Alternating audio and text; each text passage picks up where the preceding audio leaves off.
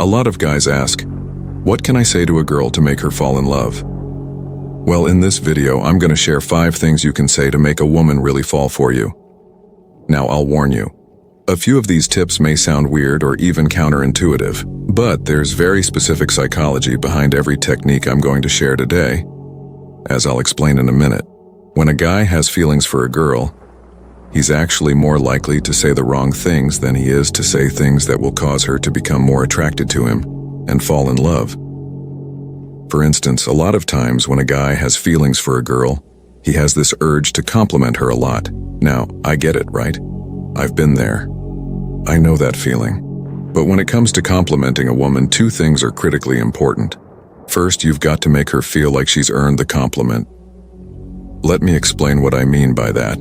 This means, instead of blurting out compliments all at once or every time you see her, which not only loses effectiveness, but actually starts to annoy a girl, it should appear to her that you're slowly falling for her.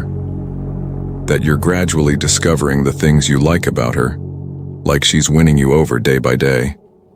Now, the second part, compliments work best when you compliment something unique to her personality, not something general, like her looks, her eyes, whatever. If a woman has really nice eyes, how many guys do you think have already told her that? Do you want to be lumped in with those guys, or do you want to go deeper, where she feels you're seeing her, admiring the real her in ways other guys miss? Here's something really powerful. I teach something called the golden mirror. There are a few ways to do it, but here's one you can start with. Make a compliment directly related to a woman's dream. So let's say she wants to be a psychiatrist.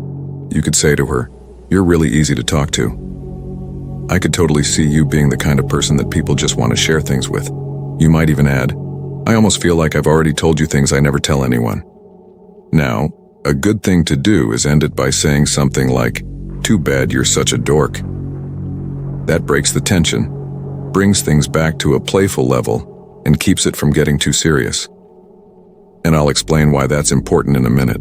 In addition to validating something important to her, it does something else for you. It communicates that you are the selector, and not the selected. What do I mean by that? Well, most guys will settle for anything they can get. But when you let a woman know you're actually sizing her up, she'll be the one trying to impress you. She'll become addicted to impressing you. And the more she finds herself doing that, the more invested she becomes, and the more likely she is to fall for you.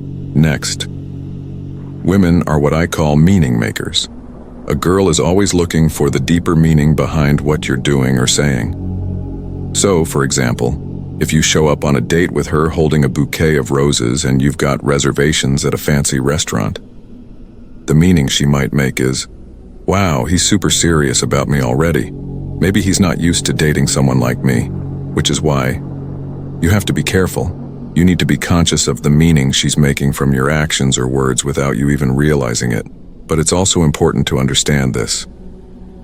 For women, the harder a meaning is to decipher, the more invested she becomes in figuring you out. I always tell my clients, if a woman figures you out too soon, it's over. Women don't want a sure thing or a predictable guy. They want a mental challenge. And that's why anything you do that's ambiguous, anything she can't quite understand, leads her to be more interested in you, because she spends more and more time thinking about you. So if you can do things that send mixed signals, like telling her you like her and then sort of pushing her away, this keeps her mind working to figure out what's going on. And that mental challenge is extremely addicting for her. There's also a hand-holding technique I teach that can give her mixed signals, making her curious, excited, and turned on all at once. I'll explain that technique in a minute. But first, let me say this. Like anything else, if these techniques are used too much, they lose their effect. They must be used sparingly and only at the right moments. It took a lot of trial and error, but I discovered a very specific order that makes these techniques even more effective. I'll tell you about that in a second, but first, here's another tip. Use her name several times during the conversation, making eye contact as you talk to her. Even though it seems innocent, it actually creates a sense of intimacy. If you've ever had a woman use your name and hold eye contact, you know that electric spark it creates. It builds up tension because it taps into her meaning-making instinct, causing her to wonder, what's going on here? Is something happening between us? The next technique is something called future projecting, and there are lots of ways to do this, but here's a fun one. After you take a picture with a girl, jokingly say, "Damn, we'd make some good-looking babies," and then move on to another topic. What you've done here is anchor a future with her in her mind, and as a bonus, you've made her imagine sleeping with you. Now here's a tip about what not to say. Stop telling her what you think she wants to hear. Many guys talk women out of feeling attraction, even talk them out of falling in love, by telling her exactly how they feel too soon. Telling her is bad because it takes the magic, suspense, mystery, tension, and that mental challenge out of the situation. It pops the balloon. It kills the chemistry. When you say to a woman, "I like you," early on, in her head she's thinking, "He's admitting he likes me, so I have all the power." And for some reason that makes her not like him as much anymore. Every woman's biggest fantasy is the day she finally tells a guy her feelings about him. If you tell her first, you rob her of that moment. Remember this: we love to buy, but we hate to be sold. Everything needs to be under the radar, so it feels like her decision to chase you.